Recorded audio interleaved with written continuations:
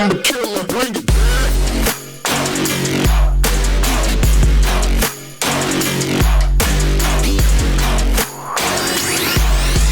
What up, party people? How you doing? Where you been? You having a good 2023 so far? You cold? Welcome to Guys We Effed. It's the anti bleep shaming podcast. Is it hurting your soul to do that? No, it doesn't hurt my soul. It's a challenge. I don't care. And honestly, people should get off their asses and do something about censorship in America, but they want to argue about nonsensical things. So that's not my problem anymore. I'm tired. I've done enough in my 37 years. Someone else fucking do something.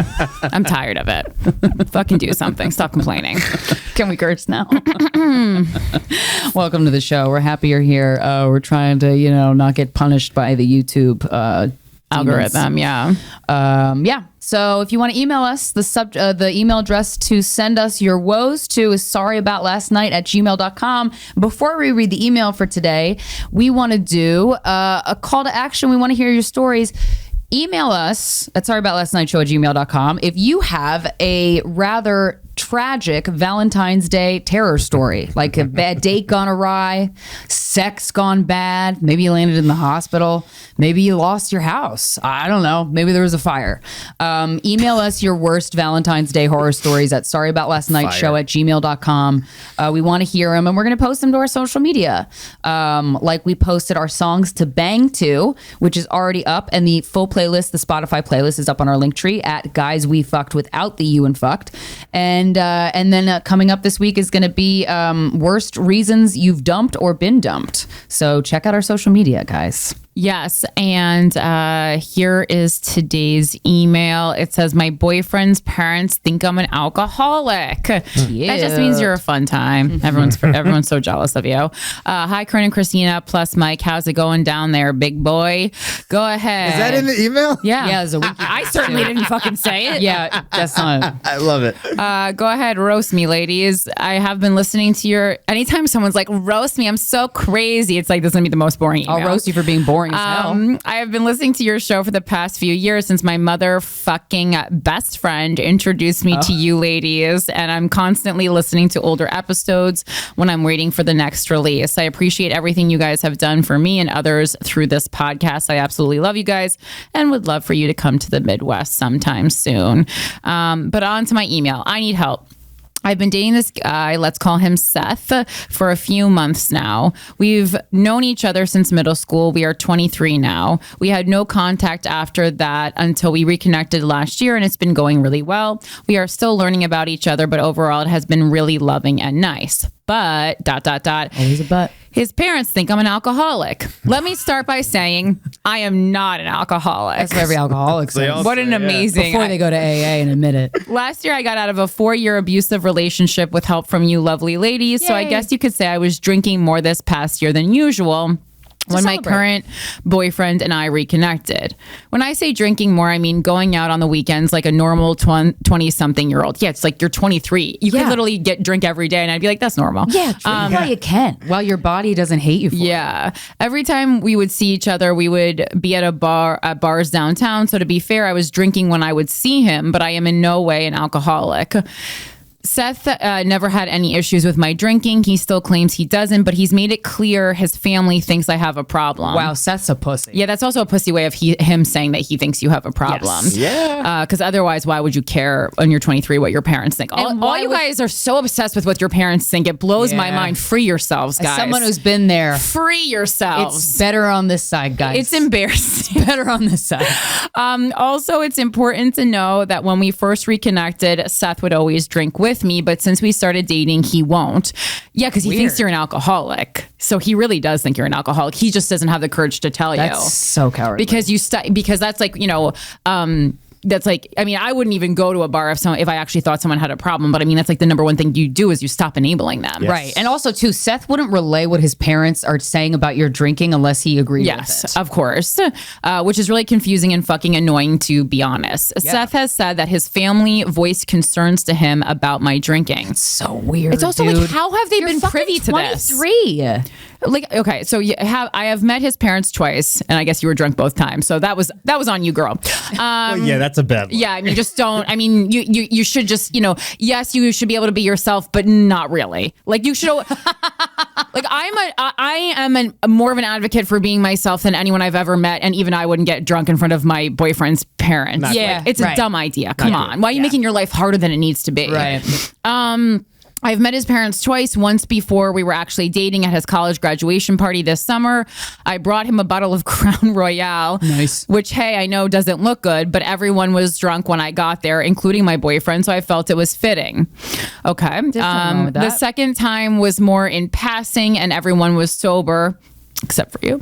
He said that his parents have mentioned that I drink a lot and worry about it in a generational sense. Huh? Are your parents alcoholics? He's like known in the town. They must have alcoholism in their genes. Which I totally get, but I don't understand why they think this of me. He even went as far as to question me if I could stop drinking if I got pregnant. My Jesus Christ, you putting that cart before the horse. What? What is going on here? This is such a Midwest this is email. About something else. It's such a Midwest email. Unless there's details that we're not getting. I mean, it's possible that that's the case, but I don't know. At 23, weird. I drank a good amount. Yeah, we all You guys did. probably did too, right? Yeah, hell yeah. I'm hungover right now. I did shots. I did shots all the time. Right. Which really fucking hurt. I just started crying during this because you're drunk. No. Because you threw one too many back. Huh? Depressant. Because, like, what does he even think of me? Yeah, I mean, this is a great question to ask yourself. Does he really think that low of me? I'm a college student and I'm working. He lives with his parents. I live in an apartment with my best friend. Like, I have my shit together. So how does he still feel this way? Something's up. There's a lot of problems in this email. It just makes me question, what has my boyfriend been telling his parents to make them think this? Right. He has picked me up from bars late at night on some weekend. You're not making a great case for yourself. On some weekends. So that could play into this. Too fucked up. Yeah, but honestly, it makes me really sad that they have these negative opinions of me without really knowing me. Right. It also makes me mad that he doesn't say anything when his parents say that. Yeah. It should. I've asked him if he speaks highly of me, and he says he does, but it just doesn't add up. Except for that one thing. Yeah. I know He it does. speaks highly of you, but he also speaks lowly of you. Yeah. I know it doesn't completely matter what they think of me, but it will affect our relationship, and I don't want it to. We have talked about this together, and he knows how this makes me feel, but I don't know what to do. My boyfriend has also brought up that he wished I spent more time with his family. Okay. Which I had no idea, since he hasn't really invited me to do anything with them. But knowing that they think I'm an alcoholic doesn't make me want to see them. Precisely. I am so nervous about seeing them, which I will have to Wanna do drink? soon for his birthday. Ugh, and you're going to be drunk. I mean, no, I don't think she probably won't be, because they're going to be so annoyingly. What also, observant. but also, what 23-year-old is having a family birthday party still, you fucking dork? You all are dorks. What the hell is going on in your life? Cut the fucking cord. It's insanity. This is why your life isn't going well. I plan to talk to my boyfriend more about how nervous I am to see them, but I would love any advice you guys have. I know Corinne hates meeting her partner's families. Yeah, because they do shit like that. Exactly. I don't need this again, but it's all like, you seem like you really want a relationship. For me, it's like all the things that you have to do, all this bullshit. I've never met anyone in my entire time on this planet that's worth all this. But if you have, I'm happy for you. But there's a price of admission, you know. I know Corinne hates meeting her partner's families, which usually I have no issues with. But now I am so fucking nervous and want to make a better impression. But I'm mad and hurt that this is even an issue when I'm not even an alcoholic, all caps. Any advice you three have would be much appreciated. Lots of love to you and your pups. I attached a photo of us in middle school and photos of us from more recently. Sorry. I don't think they're there, though. You need to take your own power back. You've given your power to your boyfriend, and you've given an ounce of power to your boyfriend's parents, and they should not have any of your power. So this is an important reminder to take it back. You are in control. Whatever the fuck they think of you, to be quite honest, is their fucking problem. You know how you act. You know how much alcohol you consume, and now you're being forced to come face to face with, I don't know how much alcohol you drink. Do you drink too much? I don't know. You know that answer, but you're going to really have to be honest with yourself. And if the answer is no, then it's on them. So fuck what they think. And you don't have to be rude. You could just be yourself, but like, just be like, I don't know what your fucking problem is. I totally, like, if I were 23 and in this spot, I'd probably be having the same anxieties as you. But now that I'm not 23 and I'm in my 30s, and I like, you realize, oh, you don't have to be. I do understand, like, automatically indoctrinating yourself into this world where you have to earn your boyfriend's parents' respect. But I'm telling you, that's not the reality. So just know that you need to, like, get that, shake that agreement off. Okay, that you agree that your boyfriend's parents need to respect you. If you respect yourself, that's all that matters. Listen, girl, I gotta break this to you. You're dating a fucking nerd. He's 23. He lives with his parents, and he has little chit chats about his sex and romantic life with them. He's a fucking nerd loser, and you gotta let him go. This guy sucks. I have no respect for this guy, and I've only read one either. Email. He's fucking pathetic. You're at 23 already doing so much better than him. What a surprise. Another man weighing you down. I mean, this is so embarrassing. I'm embarrassed for you, honestly. And it's like, I would also have to drink if I was dating such a fucking nerd, okay? And you can play this for him. You're a dweeb. You're a fucking dweeb. Dweeb, I love that word. And I don't like you, and I don't respect for you, and I bet you're not even that good in bed. Yeah, the whole, this is so dorky. Just imagine this.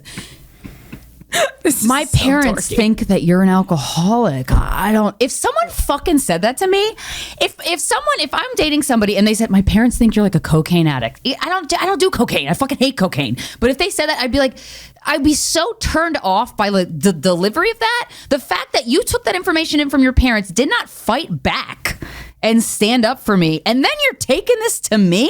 Well, I think Corinne's right. I think he believes this. Yeah, exactly. It's like, he's not fighting. Number one, he's, obviously a pussy ass bitch.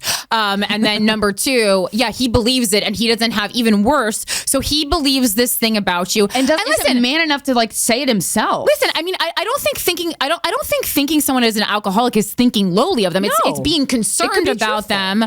And also people are really weird with addiction. So it's like, I don't know if he knows any actual alcoholics. I mean, listen, you know an alcoholic when you meet one, or when you insert one inside yourself many times throughout your life. Yes. But I mean, like, so sometimes people think, people who just like drink a little more than they drink are alcoholics. Lots of people like to say, have accused me of being an alcoholic over the years. Like, sorry that you're lame. I mean, it's, I think you definitely stop and like take a look at how much you're drinking. Yeah. I think that's good to do at all times. I definitely, sometimes I'm like, oh, am I drinking too much? Is like, the normal questions you would ask. Is this affecting your life? Is it affecting your relationships? Is it affecting how you show up to your job? Blah, blah, blah. I'm still hungover now. I didn't drink last night. That's just because I'm old. So the hangovers last like 3. You drank on Thursday. Yeah, I drank on Wednesday. So that's just an age thing. I don't get drunk on Sunday nights because I have work, But so this is an age issue, and also I because of my fucking my body. I had a little bit of this though too. Yeah, I'm like leaking from my fucking body right now. My medicine. Yeah, it's not great. My parents don't drink really at all. Mine neither. Yeah. And I've never had a problem with alcohol, but when I was 21, when I was still one of the last years I was living at my parents' place, I remember going out at like on the beach bars in New Jersey, and I would come home late from like Asbury Park or whatever. Yes. And I remember one night I came home so hammered that I puked like immediately. Yeah. And I had like my head in the toilet, and I was like, bleh, bleh. And my mom woke up, and I heard my mom from her bedroom yelling, "Why do you do this to yourself? Why?" So Jersey. And it was so dramatic. Fun, yeah. But it's just they like, don't get it. Yeah, they don't drink. So to them, it's like anybody that has like any sort of excessive alcohol at any moment, right, is at risk for being accused of being alcoholic. And anything fun, you're gonna have to pay a little price at one point. I remember I went to our mutual friend's beach house many summers ago. That beach house? What? The beach house we've both been to? Yeah, that beach house. And of course her parents were there. Right.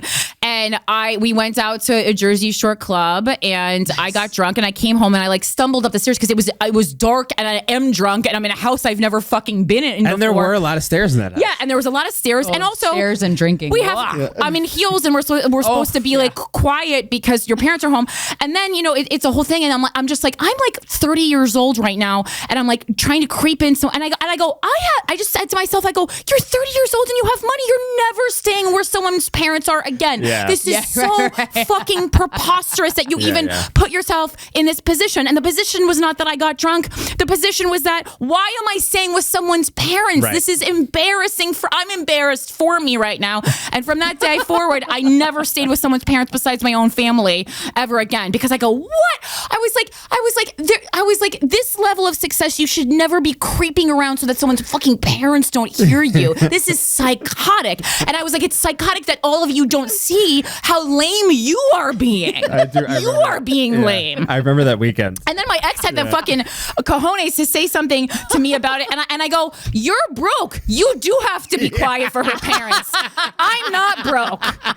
I have talent. You have no talent. Move back to the Midwest, you punk ass fucking bitch, and brush your teeth. Yeah. Brush your teeth, bitch. Oh my God. I go, this ain't my problem anymore. It's so funny though, because I do think of that every time I'm not staying with someone's parents. Yeah. Anytime someone invites me to stay in their city and I go, I'm sorry, I work too hard to stay with your parents. As you get older, I'd rather really stay in a tent on the street. And I no disrespect to people who actually have to live there, but I sincerely, from the bottom of my heart, mean that. Mm-hmm. I would stay in one of those like hipster villages where they give cheese its out in cups. That, you know, like when I started that, like Portland? Yeah, Portland, in Portland. You know, and your parents have a mansion, but you're not letting the man take you down. Right. I agree with you. This email is just like, who the fuck is this guy? So your boyfriend thinks you're an alcoholic. You might be an alcoholic. We don't really know. That's the only thing we don't know. We don't really know. But it's important to ask yourself that. Yeah, and I mean, and if you care what the parents think, I mean, number one, hot tip: stop bringing bottles of Crown Royale to family events. Yeah. I wouldn't do that. I thought that was a great move, but you know, I think his family's fucking lame. My mom wouldn't like that either. Those people who don't drink really don't like drinking culture. That's what I was gonna say too. I don't think it's a bad look to bring somebody a bottle of liquor. Like I give people liquor for holidays, and I get liquor for holidays. If the family's there, you should probably bring wine. Okay, that's fair. Not, but also, not like Crown Royal. I think Patron shots for everything. I mean, sick. But I do think the bigger issue is like the consumption, the amount of consumption in front of the parents. Sure. But she didn't say she was drunk when she met them.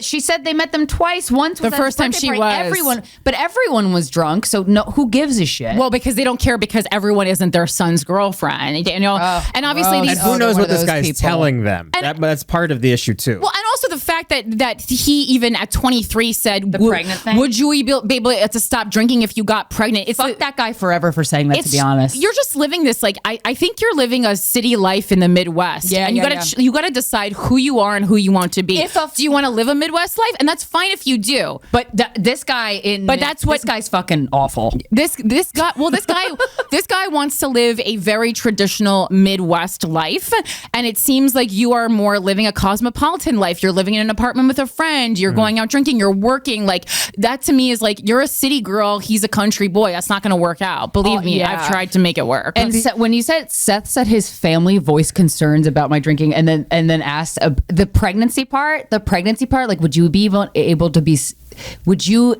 able to stop drinking if you were pregnant? That is such a fucking rude, insulting thing to say. That is so, to me, that's no turning back. They don't think of you as a person. They think of you as a vessel to create their son's life into what they think it should be. See ya. That mom should probably be arrested. If we were mayor. All right. That mom should be arrested because she's not a feminist. And interesting take. You know, the dad, you know, he probably engages in free use or something. So it's not good. It's not good. Yeah. Did they say, are we definitely dealing with Midwestern people? Yeah. Here? They said Midwest. The irony of all of this is I've dated a few Midwestern women or been around, not even making it about dating. I've been around. Mike likes silence. But no. When he's not at work. Midwestern people like people that grew up around Chicago and stuff like that get fucking hammered. Yeah. Like they really? drink hard. It depends which is what part why of the it's Midwest. interesting. Yeah. Yeah. Like I have been around Midwestern people where I'm just like, dude, like Every person my I've God. ever met from Ohio can barely Ohio, stand. right? Yeah. Shit, Yes. that's not good. You're Yeah. right. Yeah. That's why 100%. that's why I have crazy views about Ohio, because they're based in facts. Though that's what makes them not crazy. But Yeah. we Yeah, share yeah, the yeah. same views. We've experienced some of the same drinking with the same person or people. Yep. And it is surprising. I mean, I guess not everybody in the Midwest is living like that, but I feel like the culture in places like Illinois and Ohio and places like that. It's cold and you're bored. Yeah, there it is a lot like a heavier Well, if drinking it's cold culture. and you're bored and you don't like yourself, A lot of carbs or too. the people Yeah. that you surround yourself with, like your family, the person you married, you don't like them, you're gonna tough. get tanked. Yeah, But I mean, you know, you could just get a divorce instead. yeah, But you don't even have to get a divorce. You can just leave this loser. So you're in luck. and have a drink. Yeah, Just cheers, bitch. you've outgrown him, and I think sometimes when people come out of an abusive relationship, the next relationship it just If it's- feels good yeah. because in They don't hit comparison me. it's so much better. Right. But I think this one still sucks if we're being honest. Just because someone doesn't hit you doesn't mean they're the right person for you. I don't like the way this guy talks to you. I don't like that his family is so involved in your life, and I don't like that he doesn't have the guts to have important conversations with you. Like, where's the depth of this relationship? I mean, you're 23, so it's not going to be that. But there that can be. much depth. But You can demand it.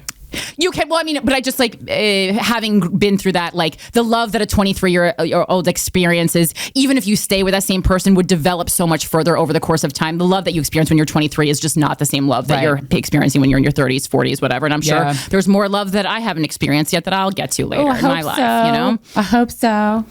Thanks for writing us. Yes. So come see us live. Yes, if you're listening to this on Luminary and you live in or near Winnipeg, Canada, motherfuckers, I'm going to be at Rumors Comedy Club February 9th, 10th, 11th. Vancouver, House of Comedy, March 16th through the 18th. Dallas, Texas, March 24th through the 26th. Boston, Massachusetts, April 14th and 15th. Edmonton, Canada, the comic strip. Doing a lot of Canadian stuff. April 20th through the 22nd. And Detroit, Michigan, I'm going to be at the House of Comedy, April 28th and 29th. I do have more dates, but I'll just give you the spring ones for now. And also I have a Patreon that you can sign up for at patreon.com/Krystyna Hutchinson. $5 a month gets you episodes of my solo podcast, The Voices in Our Heads, as well as 4 times a month group Zoom therapy in quotes, because I'm not a licensed therapist. I'm doing it tonight at 7 and I really fucking like it and I'm pretty fucking good at it. And sign up, $5 a month. And this weekend, again, for Luminary subscribers only, I will be today, Friday, February 10th. I'm in Austin, Texas at the Vulcan Gas Company for one show. And then the following night, which is Saturday, February 11th, Houston, Texas, I'm doing 2 shows, early show and a late show at Rockefeller's, which is like a rock venue. Following weekend, Toronto, Canada, February 17th and 18th. That's the Friday and Saturday. I'm doing 2 shows each night at Comedy Bar, like the new one, the bigger one. I don't know, someone from Toronto told me to specify that. Like the good one. They did. Because they gave me a look at first, like, you're playing Comedy Bar, and then I was like, oh, the new one. I was like, okay. Yeah. And then Ireland, I finally locked in this show. So Dublin, Ireland. It's on a Monday. I don't know how you fucking guys do it there. Whatever. You know, you'll find. They're good. Just make it a 3-day weekend. This is the date that worked for Ireland and for me. So it's Monday, April 3rd. It's at Whelan's, and I don't know the time yet, but just, night of Monday, April 3rd, just know that you're going to be spending it with me. That's the only show I'm doing. I'm not adding anything. There's going to be nothing else. That's really a vacation for me, but I'm going to do a show and we'll have a good time. Monday, April 3rd, Whelan's, Dublin. As soon as the tickets are up, all the tickets for Toronto and Texas obviously are up, but when Ireland comes up, I'll announce it online, but it's CorinneFisher.com. And of course, give a listen to Without a Country. It is the news, lit on fire and thrown out into the universe, comedy style. It's very fun. We released it on Wednesday this week. We might push it up a little forward so the news is more current since we record on Tuesdays, but give us a follow, Without a Country podcast on YouTube, or you can listen to it wherever you listen to podcasts. All right. Oh, Did you have something to tell me? No. Well, You just sat and smiled at me. It was a big smile too. I thought you were going to be like, and No. I was just thinking about something that had to do with you. I'm watching this. So there's this woman named Dolores Cannon. And she does past life regressions. It's like her bread and butter, hypnotherapy. And, I'm into like the woo-woo stuff, specifically like alien psychedelics in the afterlife. But she does, I've been watching a lot of her videos lately because I'm doing a show with this guy about those topics. And she has this video on YouTube called the 3 Waves of Volunteers. And the way it's a concept that's like kind of far out there. For me, it's not far out there, but but I was thinking of you when I was watching this because she said basically in World War II, when that atomic bomb was developed and dropped, the powers that be on the other side, however you want to think about it, or if you don't think about it, if you think it's horseshit, I don't fucking care. It doesn't matter. But the other side, the spiritual world, those in power were like, oh fuck, we need to call for people to volunteer souls to come to Earth. Earth is very notoriously one of the hardest planets to incarnate on because there's all these planets in the solar system, obviously, and there's human life on them. We've not have proof of that, but like statistically, you have to, there is.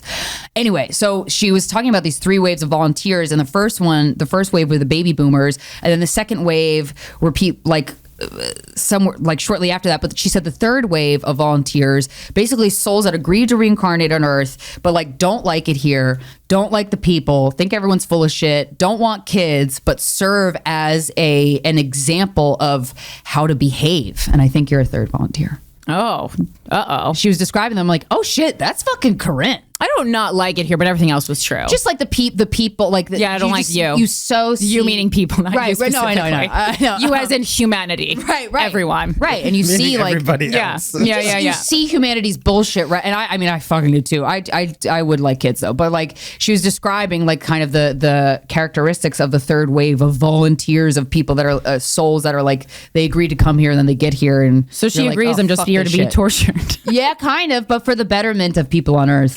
But I don't like them. That so makes I don't you care. happy though, Corinne, right? The betterment? No, I do. Maybe you're philanthropic, but just not I for do people. want people. No, I do want people to get better so they can stop bothering me. Yeah. You know? But that's like exactly the characteristics of this third wave of volunteers that agreed to do an incarnation. That would be me saying yes to something and regretting it later.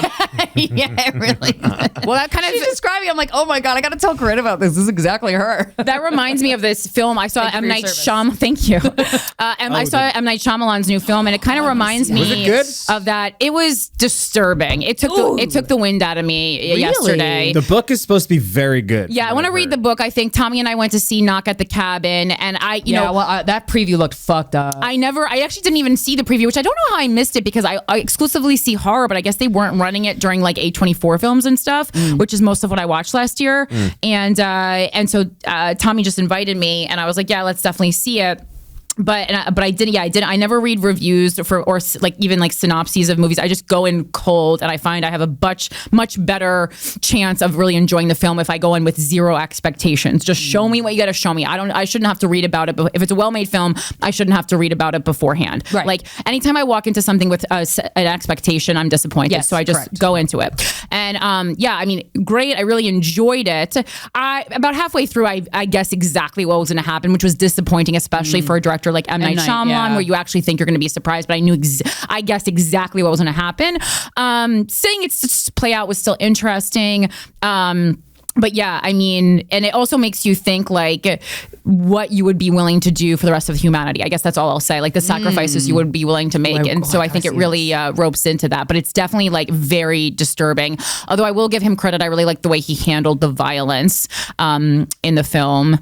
It wasn't like gratuitous. Yeah. I love that. I fucking can't stand the violence. Well, it's also interesting because he used this technique where he used, instead of just using a close-ups, he used extreme close-ups, which to watch characters engage in dialogue dialogue and extreme close-ups is very jarring. It's just too close to their face, because I'm normally, when you're framing it, if you're for even if it's like this was like an extreme close-up. So he was like, normally if you're having an intimate conversation, you'd frame someone like this, like a little bit of headroom, the top of their you'd be able to see them. Yeah. He was framing people like this. So wide angle lens, And too? it was so well. You would see it's like he was changing. He was even like kind of panning and changing shots like while you're on. It was just very interesting. Cool. And I think it's definitely to make you feel unsafe, or like anything can happen, or like something crazy is about to happen. Like I understood it. It was at a point making me actually seasick. But again, that was day one of The Hangover. So right, that's true. Right. And who knows how long it's gonna last? And who knows how long it's gonna last? But that was the fascinating film. And I also watched the Pamela Anderson documentary, which I do recommend to anyone, especially who's listening to this podcast, because there's a lot of feminist themes in it. I gotta watch that. Which streaming? That is just got internet today. It's Netflix. It's Netflix. Yeah, it's Netflix. So it's Pamela, a love story, and She's had a really good person. She's too good of a person. It's like she's good and like hot and like sexy, like as her aura is sexy. But you also get to like. Her being a sex symbol also, after you watch this film, holds a lot more like value and empowerment that I think people would know. So that's really interesting. And then obviously she's just like a loveaholic, and she's very open about it. I mean, this woman's been married like 7 times. I mean, her kids are making fun of her in the doc. her sons are both hot as shit too. Ooh, hey. I was like, or Tommy Lee kids. Yeah. Those are the only kids. Those two people are very attractive. Yeah. She has 2 sons. I mean, they're not as hot as them. But I was just like, it's very like, if I want to start dating 20 somethings again, I'm like, the younger one I think is too young, but call me up. Yeah. And they seem also like, the older one especially is like very protective of his mom. Oh, that's nice. In a weird way though, like almost like interview him. Almost like he not because of him, but because she loves love so much. Sometimes when you get really close with his son, it almost will be like a pseudo husband. So that was my only commentary, that I was like, that relationship is a little weird. And not that, of course, I don't think that, it's anything sexual. I just think it's like, she is so used to having a man in her life that now that she has this son who is, an adult and who cares for her deeply and like protects her and has been through all this stuff with her, it almost feels like it's a little bit of an unfair position for him to be in. Even though I think I'm sure she's like a wonderful mother. It's just like, it's just more like something like, oh, maybe if you watch this back, like, be conscientious that like your son needs to live his own life, I guess. Right. But yeah, and then of course you understand the Tommy Pam like sex tape scandal, and really how that really like fucked up and basically like ended her career as we knew it. She was at the top of her game, and like now sex tapes are very different, like the way that it positively affected Kim Kardashian, Right. but it really on a soul level really hurt Pam in a way that it did not hurt Tommy. And they explain that because of course it went along with who Tommy Lee is. He's a rock star. It's cool. And that was a sex tape that was stolen from their home during renovations. That is so fucked. Yeah. What a violation. And they still don't know exactly who it is. One of the owners, I guess it was the owner of Penthouse, had offered to buy it for them for $5 million. They said no. Not distribute it. Well, he's not the one who stole it, but it had gotten to them, and he was like, we're going to release it during a deal. But the thing is, there's already copies. It's like the wild. Well, but the thing is, the internet was so new that a major company would have had to release it. It didn't. It's like yes, there was copies everywhere, but it wasn't the internet today, like where anyone could upload it. Right. That was like the first time someone broke the internet in that way. So it really set a precedent. Jeez. And they did end up taking them to court, but Pam had just had a child, and she was just like, this is the way they're treating me in this courtroom. It's really like killing me. And she's like, it's just not worth it. And I also don't even see how I'm going to be able to win this, because they would have had to set the legal standard in court themselves, and that would take forever to do. And she's like, it's just not worth it at this point. But it like, you can tell like, decades later, she's still absolutely devastated by it. And it's really heartbreaking to watch. She herself is a survivor. So I feel like, it just felt like getting assaulted all over again. Yeah. She's a survivor of sexual assault. She's a cancer. She's survived multiple sexual assaults. Oh my God. And that. And then also, it reminds me a lot of those slides that we were reading maybe last week or 2 weeks ago about the man-child, because Tommy Lee, so first of all, he gets arrested because he physically assaults her when she's holding their child, their baby. So, and good for her. She fucking calls the cops. He gets arrested. He goes to prison or jail, whatever. And, and then she just decides that's it. The one strike, you're out. And I was like, good for when it gets physical. You. One strike, you're out. They, get a divorce or whatever. Wow. And that's so devastating. Then Tommy does all these interviews, and in one of them, he admits that he did something bad, but he also then tries to justify it in this most childlike way where he's like, I was just so used to having all of Pam's attention, and then we had a kid, and it wasn't and it's Tom, he actually said this, he's like, Tommy needs some love too. And I was like, whoa, I had such gross, my vagina just dried up. He's a rock star. Obviously, that's but she's famous too, mindset. And she was actually, I would argue, more famous at that time. Yeah. And I had it gave me such PTSD from my last relationship, and I was just like, this is just get a fucking hold of yourselves, guys. Learn how to love yourselves. Otherwise, your whole life is going to be a goddamn misery. And also, the relationships that you engage in are not going to be as enjoyable. Yeah. Because you're going to depend on this person to give you self-confidence. That's terrible. It was just one of the most pathetic things I've ever watched. Wow. And I do like Tommy Lee, and I very much like Pamela Anderson, but I was like, wow, Tommy really lost me in that. Damn. Because it's he boiled out everything I hate about so many men into a sentence. Into why isn't Tommy getting love? Ew. Oh, when is it enough for you, you fucking self-indulgent psychopath? Damn. Yuck. I'll have to watch that. Yeah, Pam's she's a cool chick though. Definitely a loveaholic, but she has such a good sense of humor about herself that you're like, whatever. That's good. It's your life. Do whatever the fuck you want to do. Love is great. I love love. Dude. No, the only other thing I wanted to say, did you have anything more to say about that? So I moved. Yes. I moved.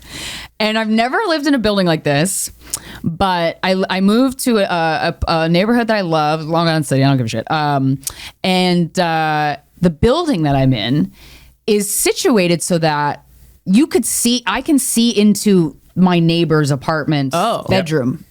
So they're in the same building or they're in across? Same building. Across. Because your girl got binoculars to look into the buildings. You can see people in your building? My building. My neighbors. I can see people, because we're neighbors now, basically. I can see across the street from I can see, I can see those. I've seen so many naked people. I have binoculars, and there's a couple that cooks naked. Yeah. I love watching them. Yeah. And I don't get off on this. I think my theater teacher, college had a strong impression on me because my first theater professor gave us an assignment to kind of basically follow people, pick a person, follow them, but pretend when you watch them interact, pretend they're on a stage. And it totally transforms the theater of life for you. It changed the way I think about everything, that exercise.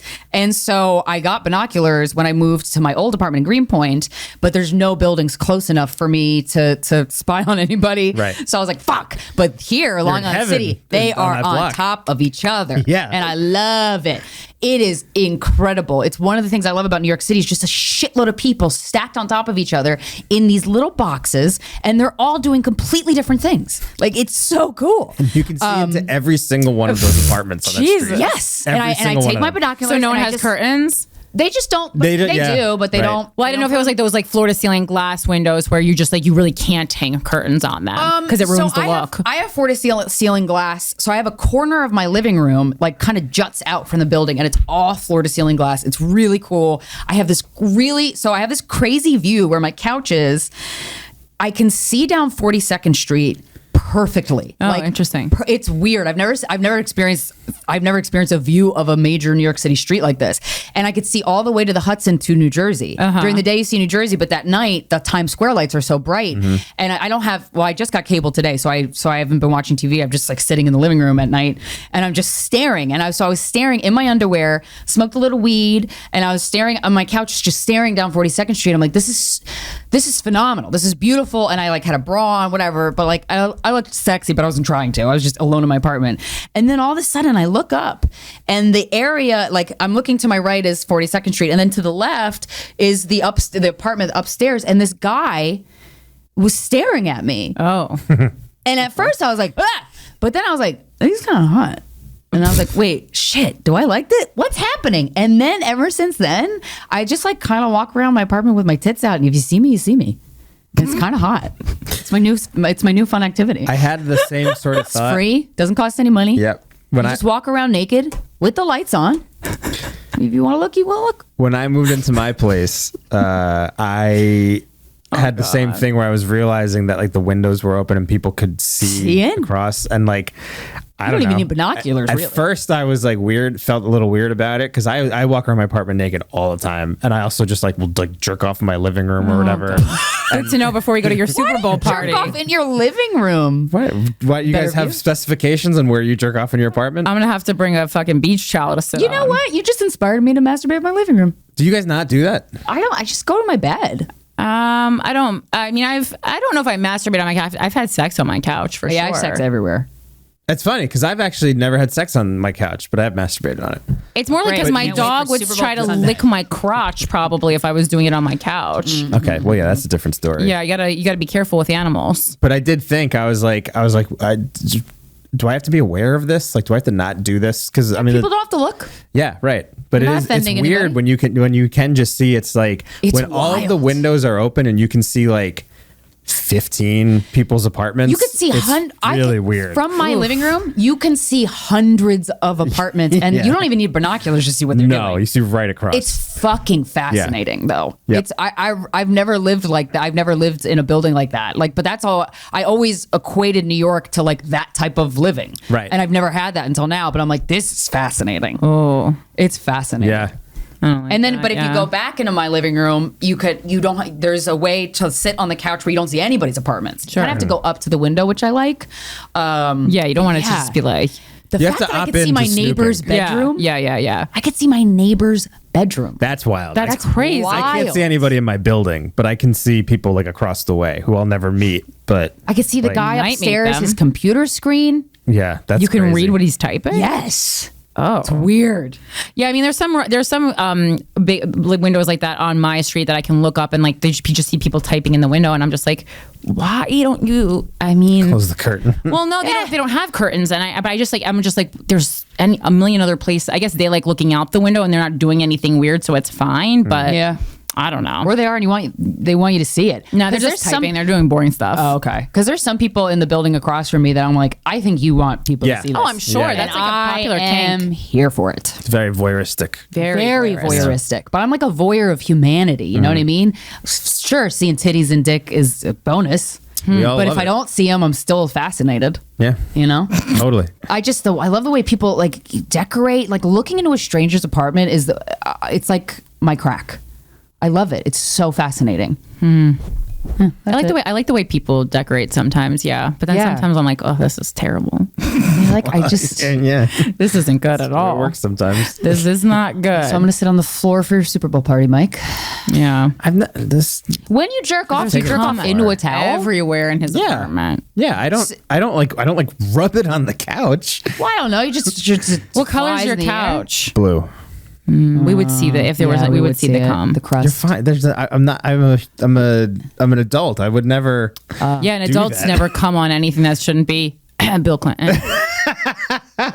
No, it's not. I mean, it's not like I don't know. I don't know how we got on. Oh, I know how we got onto this, Yeah. but because I brought it up. Yeah, you volunteered. You I don't know how we volunteered. got onto You're like, this. don't make me sing. You wanted to tell us. All right, guys. Our guest this week, we had a great conversation. Speaking of fucking, speaking of being horny, speaking of boners, jizzing. Our guest this week, he is a star on TikTok, and he's also a great stand-up comedian.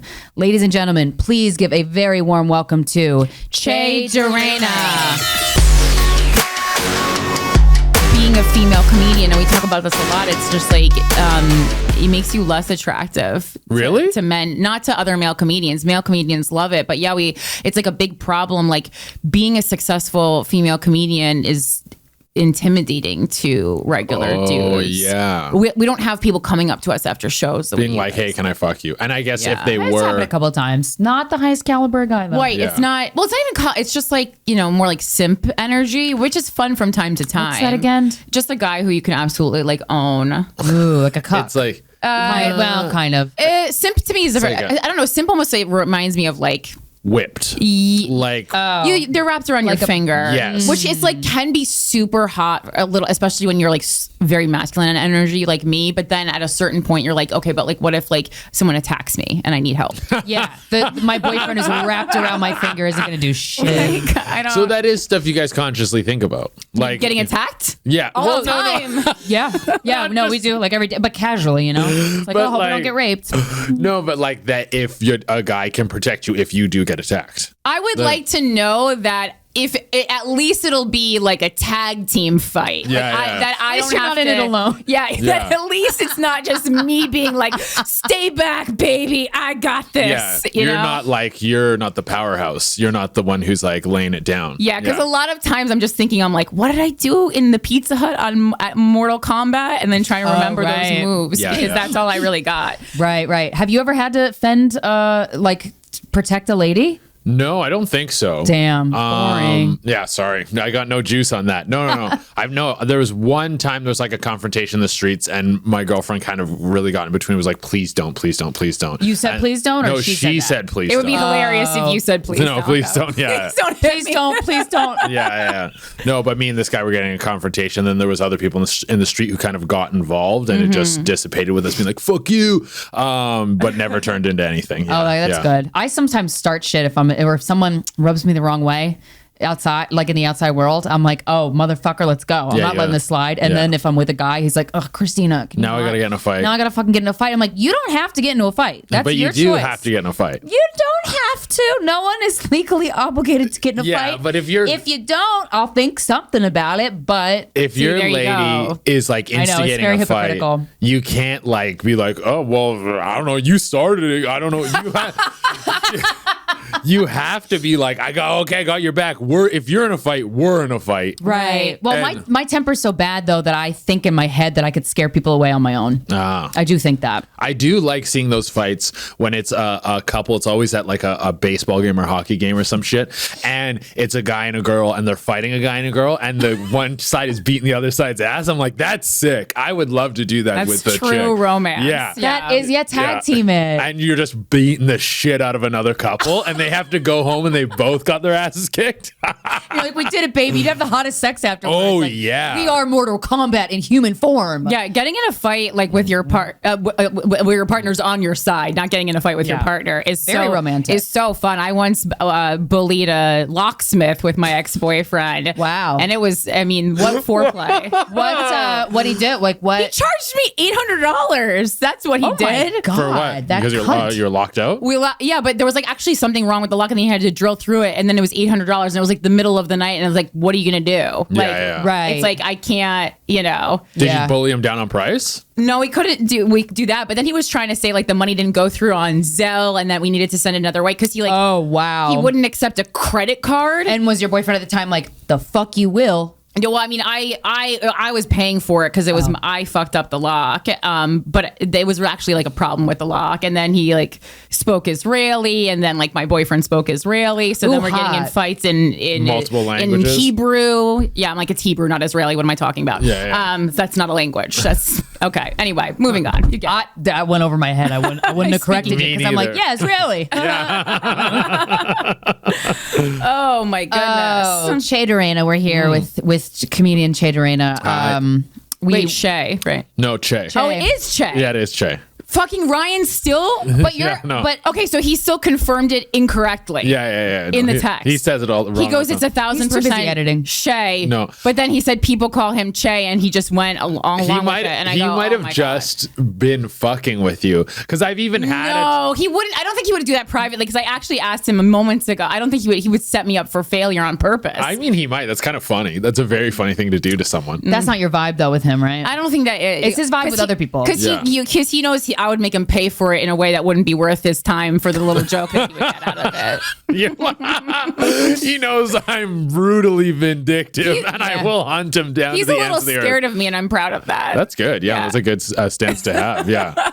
Is anyone scared of you? I don't think so. I don't think I'm a very frightening guy. No, you're not. You're very, very friendly. Yeah, very yeah, yeah. approachable. Yeah. Very like, hey, I want to. If my car's out, I want to ask that guy if he's got the spark plugs. Yeah. No, I'm pretty low key. I'm not looking for confrontation a lot. Is that so? Wait, is that being like? Were you born and raised in Canada? Yeah, absolutely. So that is you. You guys all came, like a bunch of Toronto comics came to New York, and you guys do all have a very chill vibe. Yeah, I mean, Pretty nice. I think there's like just less threats in Canada, but like, Just to living as a human in Canada, your government actually cares about you and gives you like healthcare and doesn't charge you up the ass for like the things that are inhumane. that's a huge thing. Like I that's in the back of my head constantly now. I'm like, if I get hurt, like it's going to cost me a lot of money. Yeah. Right. And that's something you don't worry about in Canada. And I think you guys have all these underlying stressors. Like I might get shot, and then if I get shot, I got to go to a hospital. I can't afford the hospital, and then the person who shoots me might be a police officer, and like there's all these It's a things. lot of obstacle courses. Yeah, you're gonna become a rough, like erratic, sort of raccoony person. And as a Canadian, we're just kind of like hanging out. Yeah. Why mad, eh? Yeah. Just chill out, eh? Just hang out. It's like it's cold outside. Let's stay inside for a bit, and like that's it. That's really nice. It is. I love it. It's a wonder what a government actually caring for its citizens can do to a populace. Yeah, You know, yeah. and you really do sense it. Like when you go overseas and you're like, why is everyone chill here? Why is no one angrily honking the horn? It's like, oh, because, you know, they don't have to worry about like where am I going to put my elderly mother when her dementia really gets her? Yeah, you know? yeah, Like, it's absolutely. just everything. You're And not- yet you're still here. And we're still here. Why? That's what I always like to tell Canadians that we all talk. We Americans love to sit around and talk about how great Canada is, and I go, and yet here you don't are. live there, huh? So moved obviously, To the better country. We want that money, baby. The fame and the money, you know? right. Sex, money, drugs. So wait, are there? Can you name like a famous person who's only famous in Canada? Yeah, a great let me see. A question. famous person who's only famous in That Canada. Americans don't know. Oh, fuck. Because I feel like if you make it to the top of Canada, you guys know Jerry D? No. Jerry D's big in Canada, okay? Jerry D has like a TV show and stuff there. Is he French though? No, he's not Okay, French. good. He's Is not it like French. a count? Is it like count. Canada's like Graham Norton?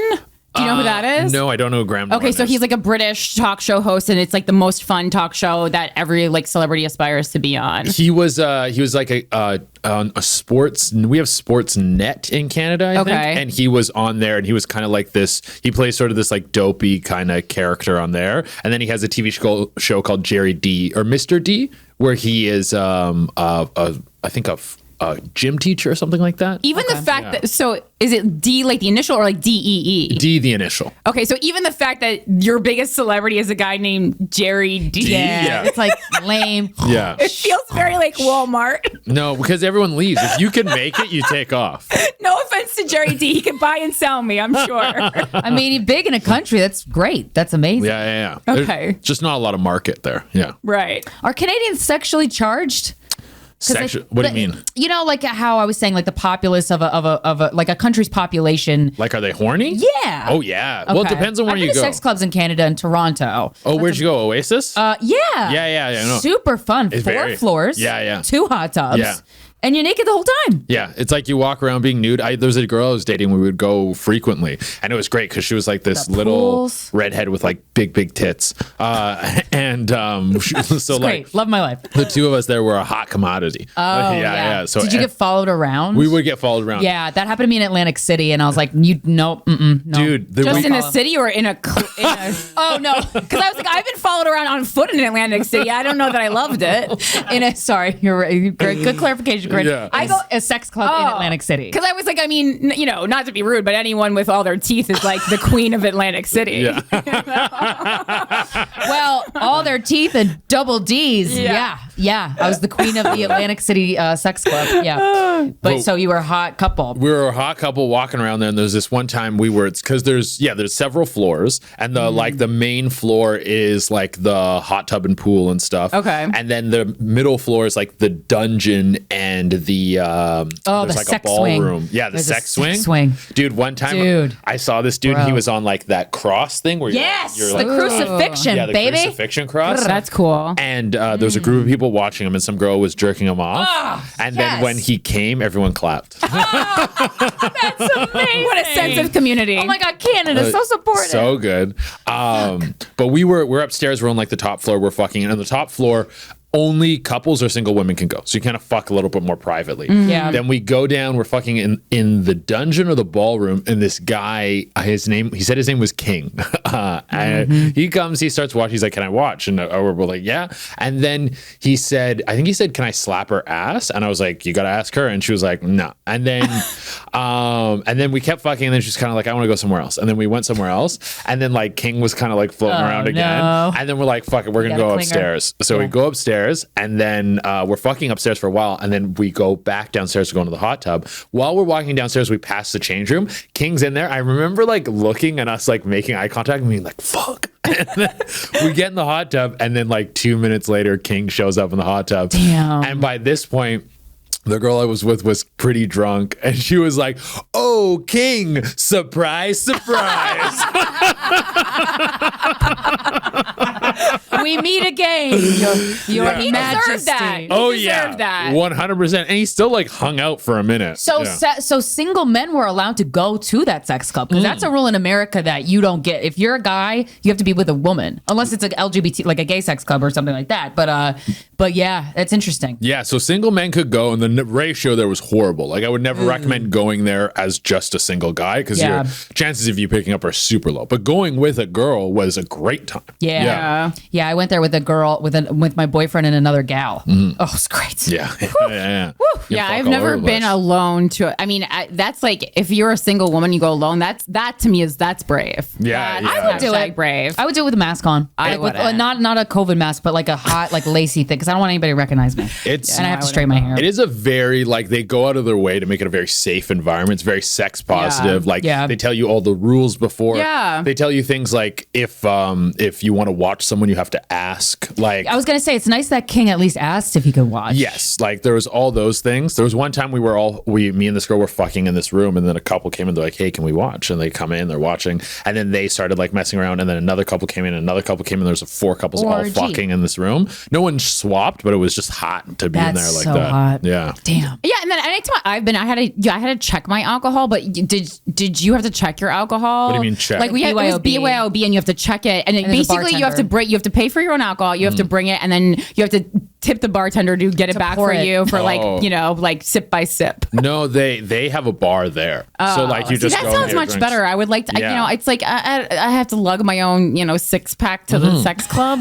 That's not Because you cool. want it to be like a whole experience. Yeah, I wanted it to be a little higher caliber. Yeah. You know. Yeah. Like Eyes Wide Shut. Yeah, exactly. But I mean, I'm sure I just have to get to like another level in my career to find better places. Same. Have you gone to a sex club in New York? No, I haven't. Okay, I'm there's sure some good there's ones. yeah. We interviewed this one guy who owns NSFW that I really love. They had a couple locations. I went to the first one, and whew, it was like a basement dungeon. It was amazing. You could Oh, it smoke was weed good. there. It was amazing. It was incredible. There was a doctor. There was all these like, when you're like in this is a terrible comparison, but like when you're like a kid in preschool and your preschool yeah. teacher's like, no, it's not a sexy story. They're like, oh, you could play doctor. Here's this box of Band-Aids, and you're a child, and you're like, wait, I can like put these Band-Aids all over myself. Like this sounds like a freedom. Yeah. And there's like this while your creativity is being, encouraged. So in the original iteration of NSFW, there was like a prison room that was like a legit jail cell, and then there was a doctor's room. Yeah. So they had like pretend, like porn sets, kind of. That was really cool.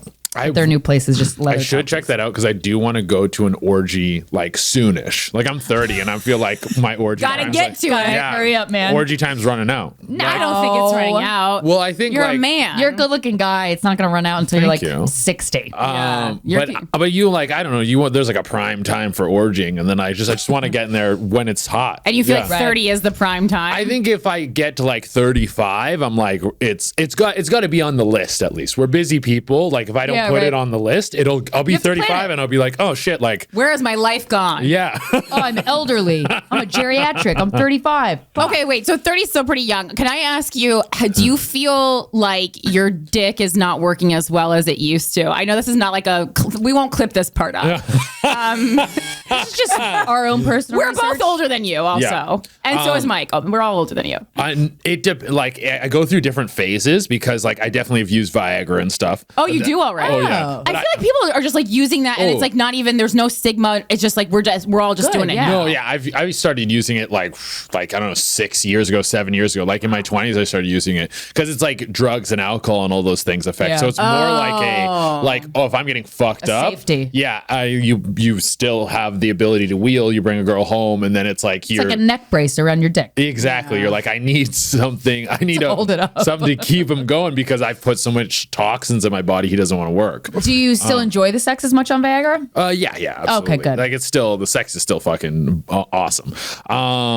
But I stopped watching porn. Oh, that helps. I think I think it was like mid-December, so it's been like a month or so that I haven't watched porn, and that's like a huge change. I'm bad with porn. I watch like way too much porn when So I'm like, you there's a marked difference in your penis function. oh, 100%. Like, Hear that, fellas? We You knew hear it. that, fellas? Dude. We knew it, but I just want you to hear from a man Yeah. because then you'll believe it more. I dated a girl before, and she said that she could tell the difference when I stopped watching porn and when I was watching porn. And I was like, Yeah. how? She was like, I can just tell. And I don't know if maybe Wait, I want to know how. I don't know. Maybe my dick wasn't as hard. Maybe I just was less into it. But there's a huge difference when I stopped watching porn. Wow. And what do you think it is? It's just you're less desensitized. Like, Right, okay. Like when you're watching porn, you're not only desensitized because like the way I watch porn is I have like, I don't know how many tabs. Let's say anywhere from 10 to 30 tabs open. Damn, Like okay. I'll go through my whole like ritual is I'll Spoken like a true addict. I'll scroll the front page and I'll pick out videos I like. So I'm like, Okay. I like this, I like this, I like this, I like this. It's like you're at the store putting things in your cart. I just want to say, Wow. I completely understand this. yeah, You have, to Really? you have to pick the one that you like the most. Yes. Like, you have to be sure that's the one that you want. Because you don't want to finish come to some. Oh, I jerk off to thumbnails more than anything else. Really? Like, because the thumbnails on like X videos and Pornhub. Because she's not talking. Well, Well, but they like change, they shift. Like when you hover your Right, like and a it shifts to like different clips, and it's like a running video thing. There's actually a Reddit page called Porn in 15 Seconds that gives you like a short like 15-second version of the whole porno, Right. which is basically the thumbnail. Yeah. And if you want, they're like, here's the full video on Porn in 15 seconds. Wow. if the full Efficient. blowjob was too much for you, Yeah, here's here's like- just the semen in the mouth. We I get love like a- how men like can take the time to do all this for their porn tradition and then just get you a shitty birthday gift. Very true. I mean, and yet I'm like, I want to get mad at you, but I guess I can't. It's a whole process. So when I'm watching porn like that, Michael, it's like Michael was thinking about porn and he dropped the microphone. Jesus, be cool. I just you're so overstimulated that just like a regular naked body is like, it's just not as perverted as what I've been watching. Okay, Right. perverted. Right. Yeah. That makes sense. So Not then- nasty. Yeah, so then it's like you become desensitized, but then when you take that away, I've done it in and out so many times of like trying to quit porn. Yeah. The first week is the hardest because the first week jerking off just off of memory is like really tough Why? because it's not enough. It's not enough. It's But like your memory, your imagination, there can be anything in Men are visual though. I think it's the visual thing. I Yeah. think I get distracted. Like sometimes I'll be thinking about like a hot pre-sex thing I did, and Yeah. then it'll like spiral to be like, what if it went bad? What if she like, and it's like then I'm What if my thinking, mom showed up? Oh, yeah, fuck. like it's just like anything. It's like, and then I'm like thinking about It's like video meditation. games. Right, It's right, like, right. yeah. Do you have ADHD or I've OCD? I've never or- been diagnosed, but Okay. when people That's how I talk about think. ADHD, I'm like, oh, it sounds like I have that. Okay. Yeah.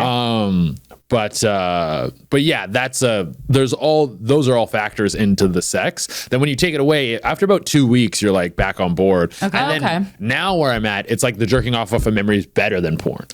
Oh, let's clip that as well. Yeah. Let's clip Okay. that as well. It's because better. it's not. Of course, I'm not anti-porn, but like I noticed, I masturbate a lot, and I used to watch a lot of porn, and you do get addicted to like finding the best one. I totally get that, because you're like, well, what if there's something hotter out there for me to come to, and I'll come digging harder. for gold. It's like you fucking there's gold in these hills, and you got your little pan. You're thrifting for an orgasm. And you best one. Get a little nugget, and you're like, there's more, and then you become this old like prospector, and you've been looking at more. Guys, I know girls have this. Like I have this anyway, where like I'll come and I'm like, oh, that wasn't a good one. Yes. Oh, guys have that too? Yeah. Oh, that sucks. Because yeah. I started. You have to be really stimulated by what you're watching or what's in front of you. It has to be stimulating. It has to be like, it has to take time. When I was like, I think 12, I don't think you guys had the show in Canada or in America. It was called the Sunday Night Sex Show with Sue. And Sue was this.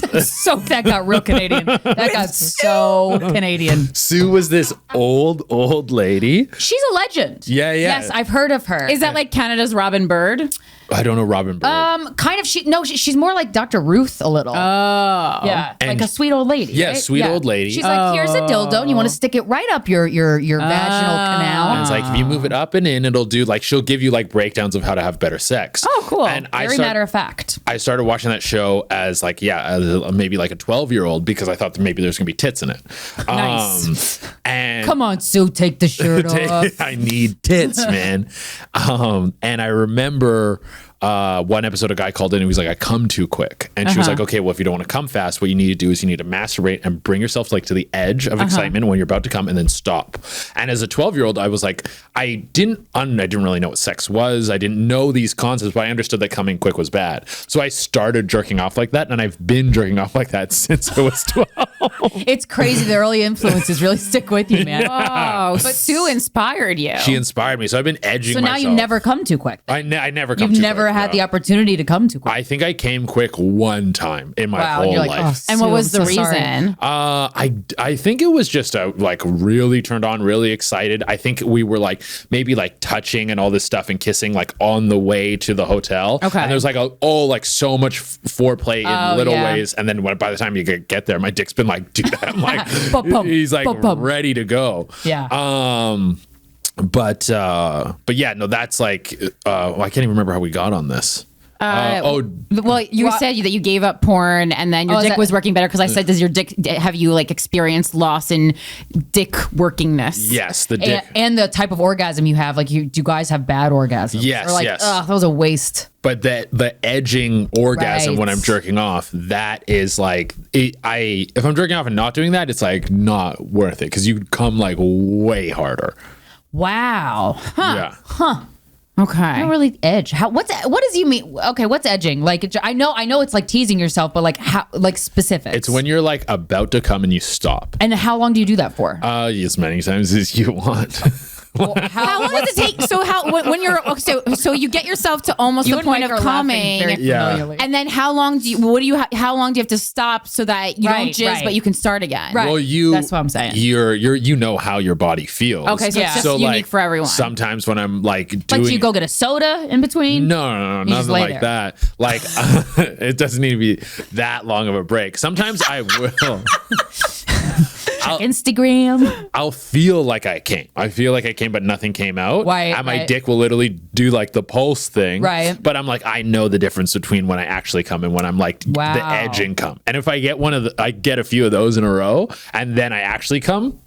Wow. That's the Okay, yeah. That that's makes the sense. shit. But That there's no makes such sense. thing as coming without actual ejaculation for a man, or is there? There is. It's like, it's not as good, but it's like, it feels similar. It's But would you would put it in a different category, though? I would put it in a different category for Okay. sure. Yeah. Yeah. It's like I got close, I almost came, I didn't come, and my Right. dick is like, it's like if I actually come, my like recovery time is probably like, I don't know, like half an hour before Right. I'm It's able not to bad. fuck again. Yeah. But if I do that, I definitely get that little bit of post nut clarity for like maybe like 30 seconds. I get that feeling. What's post nut clarity? I have an idea, but you don't know what post nut clarity well, is? it's just like you're like, why'd I do that kind of thing? Post nut clarity is like, because as a man, when you're horny, you're not thinking clearly. Right. You're So That's when you ask for money or something. Or you call Corinne and tell her about your troubles. yeah, dude. If you catch a guy at his horniness and you go, hey, give me $20, that's like, Is he gonna give it to you? that's the best you'll ever Wait, break so him. oh wow. Yeah. Want to move Okay. in together? Well, that's why men are nicer when your titties are out. Oh yeah. They're like Yeah. nicer to you. Because it's Shit. They're being hypnotized. we're being hypnotized, Yeah. and horniness is Too easy though. Ugh. as great as it feels to come and be horny and have sex. Horniness is like a burden for men. Oh, I'm so sorry, Che. It's a burden. You guys, can we have a moment of silence for Che's mental state? Because it's so burdened by his horniness. So, well, just to explain post nut clarity, like say some nights I'm horny and I'll be like texting a bunch of girls, like seeing if I can get some sexting going, get something going, because I'm horny, Right. And then that's why they. And you're like, you take care of this for me, woman.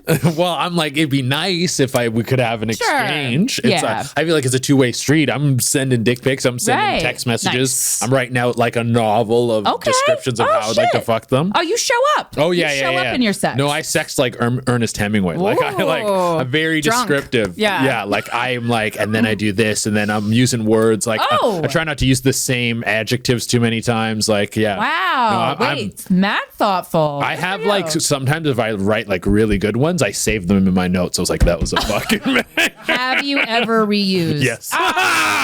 Thanks for being honest. Thanks for being honest. Who hasn't reused? When you come up with a brilliant line, you're Yeah, like, you ain't gotta no way. reuse that. Only Susie's getting that one. There's I've done this not a ton of times. I've only done this I think with like 3 girls, but where we're not fucking, but it's like it's like 4. Maybe sometimes after sex, but or it can be whatever. But I'm talking in their ear and then playing with their pussy and then like telling them a story. Man after my own heart. Yeah. And Telling them a story?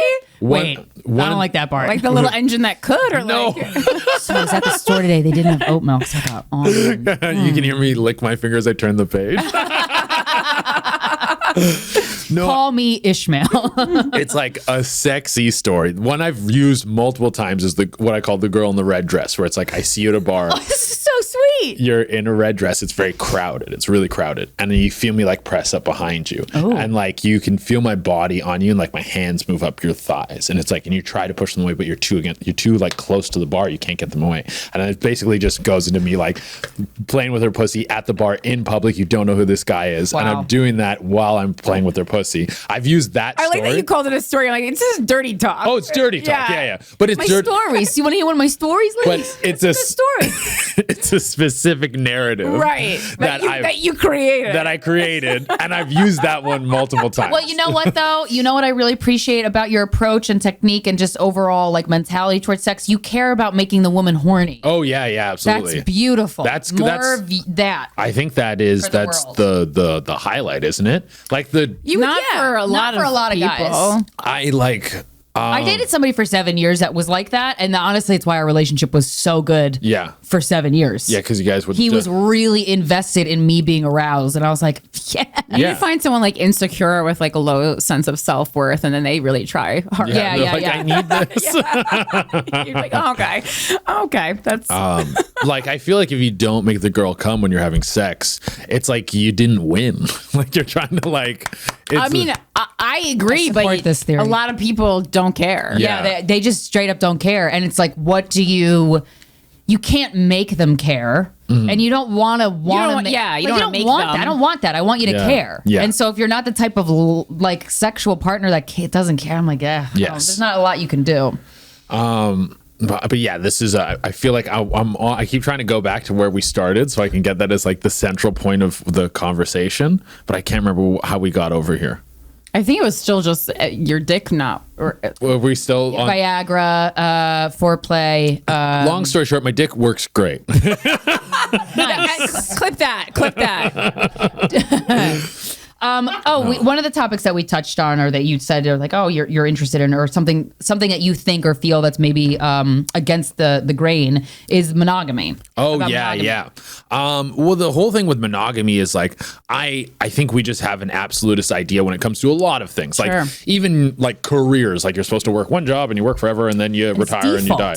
Yeah, it's like default bullshit. Which is, it just seems strange that there's not a variety of things. Like I listened to this podcast once where this dude, it was like a health podcast, and this guy who was a heart surgeon was having all these health problems, and he decided to leave his practice so he could focus on his health. And he started working in India with this group of medicinal practitioners. Some people did like Ayurvedic medicine, some people were like neurosurgeons, and the way that they would counsel people, because these people were too poor to afford healthcare, they'd have lineups and people would just come in and they'd be like literally a council of people that all had different specialties in their practice. And this person would be like, my stomach hurts, and they would break down all the things and come up together with a way to treat these people. And they found that was the most effective way they could do this.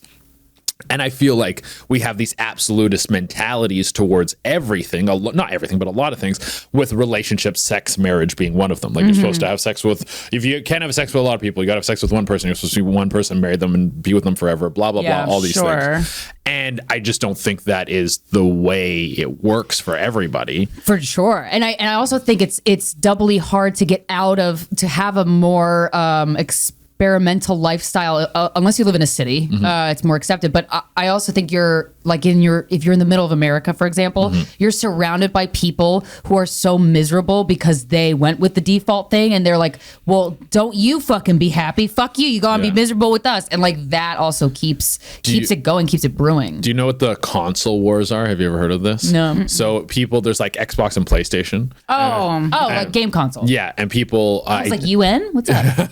Yeah.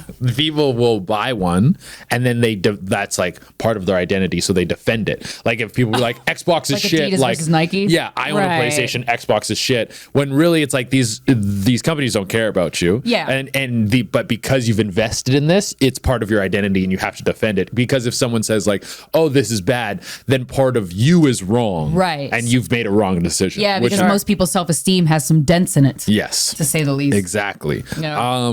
But then it comes into all the other ideas with monogamy where like I don't know if that's the natural course of action or if we've been conditioned into monogamy. Like you watch a fucking, what's it called? Disney movie. And it's like happily ever after. You meet princess meets Prince Charming, and then they live forever. It's like, that's from a young age, we're being taught that's what the goal is. And it's, I don't know if that's because that's how we're supposed to be, or if that's because we have huge Christian undertones in all the things we do. It's like it's to control us. Yes. We can't have too much capitalism. fun. Yeah. Capitalism. And it's like, it is weird for a society to push you to do anything other than like not murder. You know, like that's good. That's good for everybody. But monogamy is just like, who gives a shit? And that's why like with gay marriage, I'm like, why would you give a fuck if two people got married? Yeah. Two of anybody got married. Why would you give a flying fuck? And then it's on top of that, I think a lot of the issues when you look at like a polyamorous relationship isn't so much about how the people feel within it, but it's the public perception on the outside. Yeah. So if you're in a polyamorous relationship as a man, you might be feeling like, oh, well, if other people are having sex with my wife or girlfriend, it's not so much that maybe I love it. But then you're worried about, oh, people are going to say I'm a cuck or a bitch or like, and that's... You say, yeah, I'm a cuck. What's up? Let's go. And to have that, for someone to have that much confidence in who they are, right? That's like, takes a lot of work. No, I'm not. The problem with polyamory is that people who are polyamorous are annoying. Yeah. I mean, I think you're that's not wrong. Yeah, and I know the polyamorous community hates me, and I feel the same way. No. It's not because it's not the fuck. It's not the fucking. It's just like my problem with sex culture. Like I like to do all these things. I've been to sex clubs, all these things, but it's like, why does it have to become kind of like you're talking about like a whole fucking identity part of your personality? So why can't you just like it is so nerdy, and does not make me horny. That is what it is. They're carrying it around as their shield. Is and then that you have I'm to make poly. a T-shirt about it and a button, and you have to talk about it. Like to me, part of like some sensuality is like sometimes fucking privacy. Yes, You know, or like, yeah, or putting a mask on and like fucking somebody. Like, I don't even know who I'm inside right now. Like, I like that. Yeah. Like, just the conversations and the I think the one weird thing with not just relationships, but a lot of social interaction now is that people feel that every part of their life needs to be this public display. Yes. Where it's like, Yes. it's like, I think we accidentally encouraged that. where the past 10 years. if you are fucking multiple people and you say it's like you and your wife and you do whatever, Right. that's no one's fucking business. Sure. Right. And it's like, we do whatever the fuck we want. And if you're happy between the two of you, that's all that matters. Yep. Yeah. Your reality only exists in here. Yes. And having these outward projections of what people might think aren't real. Also, no one thinks about you at all. Like, really. That's No. also, like, no one gives a shit. And then people You think about what other people think about you, but they don't even think about you. and people put these perceptions of how you're supposed to be on you. They go like, oh, well, Yeah. you can't change your gender. You can't fucking do this. You can't do that. You can't marry like a these man. things, You yeah. can't have a polyamorous relationship. What, all these things. Someone puts that on you and then you have to go live that life and they just fuck off. Right. It's That was like- just a fleeting moment on the way to the grocery Exactly. store. They're like, oh, you're not allowed to do that. You're not allowed to get an abortion. And it's like, okay, but then I have to raise this kid. And the person's like, well, I don't know. I gotta go. See ya. Yeah, it's like it's like who fucking like Yeah. why do people get so invested in another life that they don't have to live at all? Because they don't have to look at themselves. Yeah. That's what I really believe that, like, especially in America, like, people have this intolerance of really looking at themselves, and they're afraid of their own ugliness. But it's like, everyone has it. Just fucking, who gives a shit? Well, I think also people don't want anyone else being freer, having more freedoms, or having more fun than them too. Yeah. You know, if yeah. you see someone else having It's more very fun, American. like instead of like making yourself have more fun, you go, let's just stop the fun that's happening over there. That's anybody protesting a gay pride parade. That's exact. It's It can't only be fun. anything else. It's Yeah. only fun. I've never seen someone protesting a gay pride parade who was having more fun than the people in the gay pride parade. Never. Not dressed better, not better looking. There was something in Canada recently where people were protesting because I think a drag queen was doing like a story time. I saw that. Yeah, people are very against drag queen story hour. I think they Yeah. are illiterate. So But then it's like, Kate, if If I can't read, neither can you. if that's something that you truly, if we justify it for these people and they really feel that this is a danger to their children, then so funny. don't bring your child. Yeah. Live in your world. Shut the fuck and just up. you don't like let it be like it exists. What you're gonna these like grandiose things that people are afraid of happening. Like they're gonna take our children, or this cabal is secretly planning all these things and trying to make everyone gay. And, It's the essence of Karen energy too. drag queens love money. Kids don't have cash. They don't want to fuck your kids. True. Drag queens love money. but all these things that people are afraid of, if this is true, this grandiose plan, and it's going to take over, it's like you're going to be dead before it takes control. So just fucking live your life and die. That's how I feel about climate change. I go, I'm not doing anything. Not going to be my problem. Bro, one of my buddies, he doesn't care about recycling. He's like, I don't really know. I love that. That's like a thing about him. Everyone knows. He'll just like throw shit in whichever, and he's like, well, that's good. And I'm like, why? He's like, well, because now they have to work harder to figure out how to fix that. Like, can you recycle this? I don't know, but you guys need to figure out how to recycle it, because guess what? It's going in the recycling. Bottom line is we're all overstimulated and So overwhelmed funny. and exacerbated and tired from just all the stimuli that you're like, what is existence even? I think my underlying thing is I just don't care. I'm like, just leave me alone. Like, I'm just gonna go do whatever the fuck I want to do, and if it bothers you, I just won't hang out with you. Right. Yeah. And so I'm gonna fuck whoever I want to fuck, as long as they want to fuck me. Very Clip good. it. Ooh, Yeah, consent. clip it. Have you ever had liquid death? yes. Awesome. Thank you. What's the kinkiest thing you've ever done? Kinkiest thing I've ever done? Like for you, not to the world, but like for you, like the one that had like the highest stakes of like, what? The kinkiest thing I've ever done. I definitely. Me and my buddy had. Nice. I like where this is going. So there was this one night where I did a show in Vancouver, and then after the show, the girls were there, and we went to a bar, and then we all went back to their place. And then I hooked up with this one girl, and then he hooked up with another girl, and then he was messaging me. He's like, man, we got to go back there. We got to go back. And so we went back another night, and it was just the girl he hooked up with them. And then we double teamed her. But yay. the other girl came home, and then we all had like a foursome. Not even they had Wasn't planned. That wasn't planned. Fuck. And then it was in their other roommate had the biggest bed, and we all fucked in her bed, which I thought was kind of fucked up. That's amazing. Oh, she wasn't there? No, she wasn't there. Yeah, Yeah, So that's the only gross part of that story. Yeah, no. If it was my bed, I'd be like, nice. No, it's sick. Like, good for like. I hope she supported Wow. it. But like 4 people fucking in your bed, that's a lot of fluids. Yeah, that's Yeah, you wash the shit. I mean, my dog sleeps with me. Whatever. But that was a really good time. Yeah. Wow, I love the spontaneity of it. Yeah, yeah. So what is there a conversation before two friends double team a girl they just met, or is that Great just question. like men are cool with that I innately? think dudes are pretty cool with it. Like I've had They a couple are. other buddies where we've tried to get it going. Me and my buddy were in Montreal one time, and we were with these 2 girls. We went back to the girls' place, and the girls started kissing and making out and stuff. And we're like, it's gonna fucking happen. But then one girl was like, I kind of know her like outside of this, so I don't really want to do this. And then we fucked separately. But I guess as dudes, you're just kind of like you're just always Sure. on board. Yeah. That's Yeah, just like yeah. always something that like just being a dude, it might happen. Yeah. Yeah. And it's also Two hot dudes. every You time gotta this has know. happened, it's been with like my boys. Like, so it's like boys. you're a fucking good boy to fuck a girl with your boy. It's like This is like the Sweet. precipice of male bonding. Okay. it's like Yeah. I've been double teamed by 2 guys, and it was like sweet. Like it was sweet. It was hot, but it was like, hey man, you want to try and see if she's down? And they're like, all right, man, yeah. And then I was like, yeah. And then everyone's like, Yeah. yay. And I'm like, oh, that's great. I do remember when we had the foursome. Afterwards, we were like all hanging out, and I think we're having drinks and stuff. And then one girl was like, "Hey, put on some music," and she passed over her phone, and her picture was her and her boyfriend on like the background screen. And we don't know. We didn't ask any questions. We don't know if she had some sort of agreement or something. We're just like, "Yo, leave Yeah. that one alone." Oh my god. Have you ever had sex that you regret? Definitely. Like, what's a hit? What's one of the hits? I hooked up with this girl once, and we didn't have sex, but she just blew me. But we were. Wow. And I regret it. I regretted her mouth on my dick.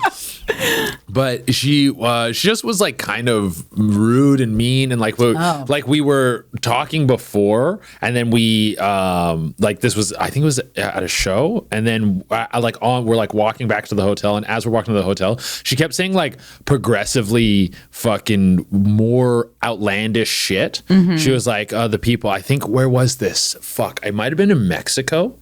But she was saying like, oh yeah, like I don't really like the Mexicans and shit like that. And I was like, Oh, so she's just being racist. she was like racist and like, and I was like, but we got back to the hotel, and I was gonna kind of be like, I think you should just go home. But then she blew me, and I was like, oh, I shouldn't Go have home done after that. I was like, I probably shouldn't have done that. You let a racist suck your dick? Yeah. Shay. Oh my god. Well, it's interesting because I think like a newer phenomenon is like I hear from a lot of my guy friends like women being too mean, and a lot of women don't know the difference between being playfully mean and actually mean. And like Yeah. this is like my number one skill set, like how to Yeah. be mean but still people want to fuck you. Yeah. And everyone's doing it really wrong. Do you Yeah. find a lot of younger women are just like actually mean and they think it's playful, especially being a comedian. I think people Right. are meaner to comedians because they think it's funny, Or do they Yeah. want that from me? Or but is that it's what they want? They want to not at all funny. I don't think I've encountered that a lot. My love language is bullying.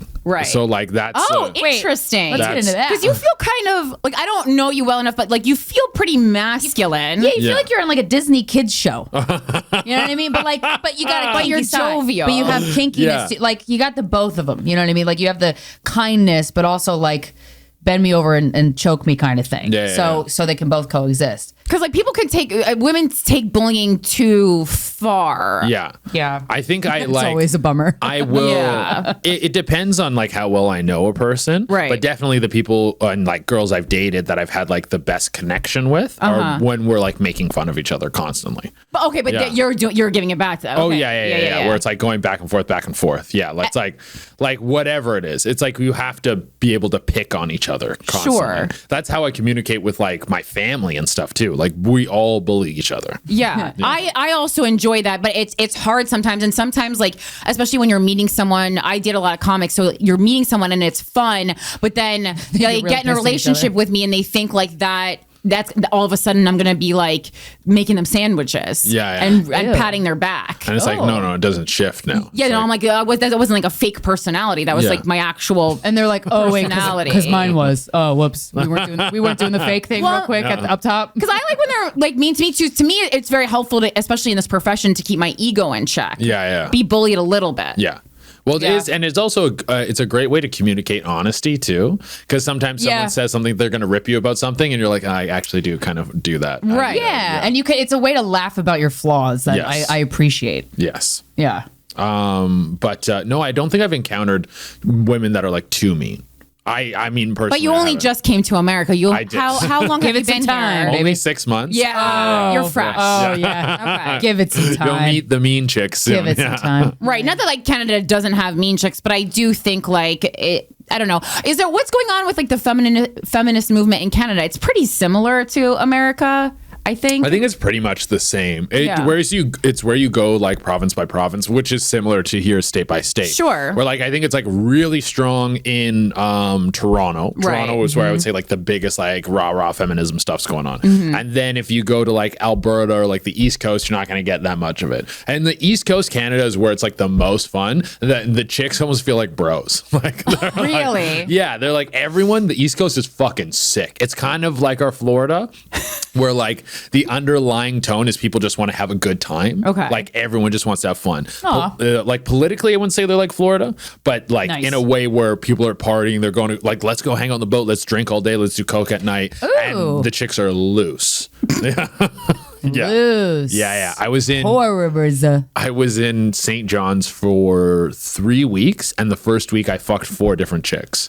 Wow. I was just like on a tear. Wow. Yeah, it was a really fun time. That's great. Yeah. Do you feel like a man? Do I feel? You felt more like a man. I don't know if I. Did you tell your bros? Yeah, I was like, I definitely told my bros. I was definitely like. Oh, the first whenever I do something sexual, that's like, I Like fucking tell my friends. Yeah, I'm like, yo, you'll never believe what just happened. I am the shit. I think I've moved past identifying, like finding my masculinity through sex, but there was a time where that was like who I was. I don't know though. I hearing you say that makes me want to challenge it for like, because I feel it's a form of sex is a form of self-expression, right? It's how you express you can express yourself through your comedy, you can express yourself, and you can get a lot from expressing yourself sexually, or you just kind of it means okay, it doesn't mean too much to me. But like when I've done things sexually that I'm like brushing my shoulder off, I don't feel more feminine. I also don't feel more masculine. I just feel like I'm the shit. Yo, yeah, I feel like I'm super human. Yeah. So I wonder then if I get that masculinity traditionally has pushed men, like the more women you fuck, the better you are. But there also is this like, take masculinity out of it. There's this aliveness that a man, a woman, or they, like any non-binary person would feel when they have sexual exploits that they're like, hell yeah. I definitely feel good. I definitely feel good, but I don't feel, I guess what I'm saying is I don't feel that same insecurity I would feel before if that didn't happen. So I'm not like masking over this thing of that needs to be like. Oh, it doesn't play with your self-worth. Yes, right. exactly. That's exactly it. Yeah. You just feel cool as shit. Hell yeah. And that'll never go away, nor should it. No, yeah. Did you do other things to improve your sense of self-worth, like over the years? Meditation was a huge one. Nice. Mushrooms was a big one. Nice. Same page. Oh. Yeah, I did. I had this, where the breaking point was for me was like a few different things. I was doing sales for a very short period of time. And it was when that whole like Tony Robbins thing was kind of kicking off. So even just that mentality of confidence, I never had before. I was super insecure as a teenager. And I was working this sales job where I was in Mexico and I was like selling tours to people who would like walk on the main street. And I had to approach strangers, and that was like terrifying for me. And but the high I got off of it was like, I never felt that way before. I never felt confident before. Right. And so I started feeling that. And then a few years after that, I had this like really intense mushrooms trip where I did like 6 grams of mushrooms. Hero dose. Yes. Oh. And I did by myself. Oh, whoa. I love that. So if you've ever done mushrooms by yourself, you know that it's a different experience because you don't have, like when you do mushrooms with other people, at least for me, there's this underlying thing of like, you have to pay attention to other people. Is anyone else having a good time? I got to be have a conversation. Also, they could ruin it for you because Yes. I have to be very careful about like who I'm around and what other people say. Because the first time I did mushrooms, they took a forever to hit, and so by the time they hit, I was by myself, which was great. Did you like it? Yeah. Yeah. Well, I was with a dog, but yeah. Oh, that's the best. That's great. yeah, that was great. But when you're high on mushrooms by yourself, you get to be very selfish in the best way. Yeah. Where you get to, Ooh, like, tell me more. you go inside, you're looking around, and like I had these different stages of the trip where I was working really hard at that time. I was only like 4 hours of sleep, and so it made me feel like my body was resting, but showing me what my body does when it rests, and it's like, this is why you need to sleep, because your body's healing. Wow. And then Wow. You got a lot of downloads. Oh yeah, a lot of downloads. Shit. Then I had this emotional thing where I went through like different interactions I had with my parents and how those rubbed off on me and how those fed me insecurities and how I was like, I was like talking to myself in this mushroom trip, being like, none of these are pieces of you. These are pieces people have given you, and you can let these go whenever you want. That's like the clarity that a therapist tries to give you over the course of 10 years. Oh, mushrooms will get you there way faster. That's yeah. For sure. It's wow, that's amazing. And at like the peak, I was looking in the mirror and hugging myself, saying I love you to myself. And that was like, that changed my perception of myself in a huge way. Wow. Wow. Yeah, that was like the start of it. That's so cool. And then, so do you use mushrooms regularly now? Do you like microdose or? I probably do like mushrooms for fun, maybe twice a year. And then like, That's like how I do it. Yeah. and then maybe one, like we're working on something maybe once a year. Like I would say I used mushrooms 1 to 3 times a year. Yeah. That's how I do it too. But I know people who are on it like 3 times a week. All the time. Yeah. Like a full dose? Not a full dose, but I don't know. I also just think in general society likes to escape, and I'm very much like, I'm sad a lot, but it's because I'm constantly going through the reality of existence, not trying to run from it, which is not pleasant for everyone else to be around, but I'm not trying to like take a detour. Right. You know? It's not pleasant for everyone else. Fisher way. Not really concerned about other people. People hanging around me, it kind of bums them out, but I don't really give a shit. Not really. Like She's a realist. I don't care if it's like a little black cloud. It's like, okay, That's well. so funny. But I think the mushrooms. truth. I don't know. I don't know that I would classify mushrooms as escapism. Because God, when you try to run from something and you do mushrooms, you're like, can make you confront I'm not going to things. run from that, huh? We're going to actually come toe to toe with it. Okay, cool. 8 hours. All right, cool. I'll call Corinne and Wendy and tell her to come over that I want to kill myself. Yeah, I just think when I say escapism, I mean escaping from like your own brain as it is working on a day-to-day basis. I see. Right. So you're still Escaping reality. Mushrooms are going, you're going to the past or whatever. I mean, like what I like about some psychedelics is like at the dosage that I normally take, it actually is helping me to enjoy the present and not think about what this work I have to do next week or this or that. But it all depends. Just anytime I know someone who's like always on drugs, you're like, It's too much. Well, yeah, you're running from something or you're numbing out or No, something. I completely agree with you on that. Like, I think there's a lot of little things the mushrooms have taught me along the way. Yeah. But people will like microdose, being like, oh, it'll help you with your anxiety or helps you with this. It's like, in order to really get over a lot of these mental conditions, is you have to confront them. Like, to get over anxiety, if you have social anxiety, you probably have to go to a social space and talk to strangers. Immerse yourself. And confront these things. You have to meditate. You have to do work to get through it. You have to take yourself by the hand and show yourself that you can do a trust fall with yourself. Yes. And that will begin to melt your anxiety away. Yes. Yeah, because I think like best case scenario, it's you're doing these things a couple times a year. You're taking the lessons that you learn from the trips, and then you're applying them in real life scenarios where Absolutely. you're sober. Yes. Yeah. That's what I was like, that's what I was doing. No, everyone else is doing. Acing yet another thing.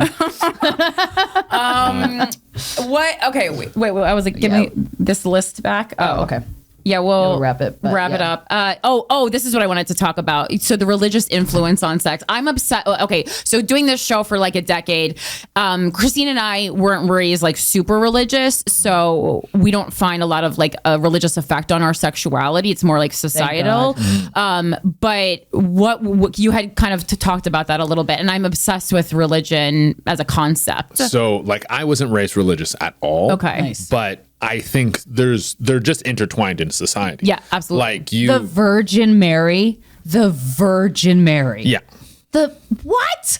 these like are perceptions of how like this purity with women, how relationships are supposed to be, marriage, all these things are products of religion that are now intertwined with our society and almost have been completely detached from the source material. And so I like to look back to like the source to be like, is this really what we want to do? Do we really like to do this? And then I have to look into myself of where like, I like sleeping around. And then if I was with someone, would I be okay with them fucking other people? And having like an honest conversation with myself about that. Like if I honestly feel jealous, it's like, yes, do I feel jealous? And then I have a thought about jealousy as well. Can I manage that? How do you manage it? You can manage it. You could choose to manage it multiple ways. And then, but is it also, am I just going to feel like shit this entire time that my partner's fucking other people? And then I'm like, is it a biological thing? Like, because when I think about jealousy, I'm like, it would be a beneficial tool to I'm sure your offspring is yours. Exactly. Like seeing someone fuck someone you fucked and then being like, no, and beating the shit out of them would help your bloodline go on. I love that you're thinking about it from like an evolutionary like perspective. So few people are going that deep. This is why I feel like I'm just like, sometimes like comics, I'm like, this is why we only hang out with each other. I know, right. No one really thought that. Yeah. Yo, bro, I just jerk off to like the first video on the porn site. That's all I do. But I think all like confronting all these questions, but then also I don't think it matters in this grand societal thing of how religion affects society. Like I think finding not one person, but like you find someone who you want to date and then you agree on your terms of relationship between the two of you, and then you can adjust those based on how you feel, and being brutally honest with yourself and that person can help you get to a happy place. I think honesty is the real answer to these things, because some people will have a perception of how they want to be, whether it's being religious and being monogamous and being someone who is like, oh, I only have sex with my wife for procreation, how intense you want to take it. Sure. Or you have someone on the other end of the spectrum who's like, I'm fine with my girlfriend fucking everyone, or I'm fine with my boyfriend fucking everyone. But if truly inside you're not okay with it, but you're putting this mask on to fit a personality that you want people to perceive you as, you're going to be in a living hell. That's a lot of poly people. And not everyone, obviously, but like that's one of my quips with it, because I'm like, do you want this because he wants it? Like, it's weird. Because it seems like a cool thing to want to do, and then I'm like, like most of the things that are true about me are like more boring, and then right. And then you go, well, that's not like how I would like to sell it, but that's the truth. But Corinne, have you ever had a sexual experience where you felt like, hell yeah, like, I don't really get that from sex. It's more like, oh, I have feelings and we found them. You know? So you. I feel cool all the time. You've not changed in 15 years. Yeah. No, I know. Oh, you feel cool all the time? Kind of. Well, Nice. I think number one, like being like, so like the concept of cool, I don't really think anyone's cool when you get to know them. That's why I can't be in relationships, because everyone's like a fucking disgusting loser dork. Right. When you get to know them, and I'm like, I want this person ruining my brand, and I do call it my brand even behind doors. Yeah, she does. And then, but then as far as like cool, what I think cool is just like doing what you want to do and like not letting other people shift you in a different direction. So under that definition, I always feel cool. Right. Like fucking someone else doesn't make me feel cooler. It just, it does make me feel like it helps me a lot to connect with other people, which is like, I think very masculine. Do you know the geezer paradox? No. So the geezer paradox is like, when you're younger, you're trying to be cool. And so being younger like kind of makes you cooler, but trying to be cool is uncool. Right. And as you get older, you give less shits. Yeah. And you're way cooler. And you're way cooler, but being older kind of makes you less cool. Right. So that's the geezer paradox of like old geezer. As you get older, you care less, which makes you cooler, but aging, it's like this weird loop. Yeah.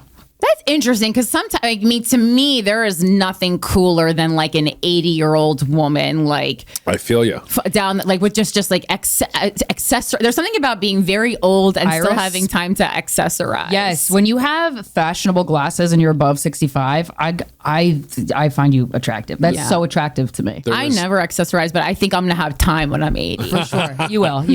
There was this lady, I used to work at this brunch restaurant, and she would show up, and she was like this little tiny lady with this little shortcut, and she just like was very like quippy and funny. Yeah. She would come with her dog, who is like this bloodhound, and she would sit there and then or drink like 4 glasses of wine. Yeah. And sometimes she would get food and just like read her book, and she would just come hang out and then just take off. And I was My like, girl. every time she came out, I was like, that chick's cool as fuck. Right. And she was old. I don't know, never knew how old she was, but I would guess anywhere from like 60 to 75 was Right. in that range somewhere. Hell yeah. I also think that's cool too, because like on the internet, sometimes they'll just be like, they're like a couple will be sitting next to an old person alone, and then the girl will be crying like, why is she eating dinner alone? It's like maybe probably happy. This is the first time she's had peace since her Yeah. husband died. She's gonna have to ask, what do you want for dinner, honey? She just Yeah. fucking eats. yeah, maybe For the she's first so time in fucking 80 years. jazzed. So, okay, this is, I can't wait to tell my sister about this. So, But what? I was visiting family recently. I was with my sister and her husband, and they were telling stories. We're all just talking, and he was talking about his grandma, who she had like 3 husbands die. And I said, fucking sick. I was like, That's awesome. I was like, she like outlived 3 men. Like, that's like, what a badass lady. And they were both like, no, it was very sad. I was like, oh shit.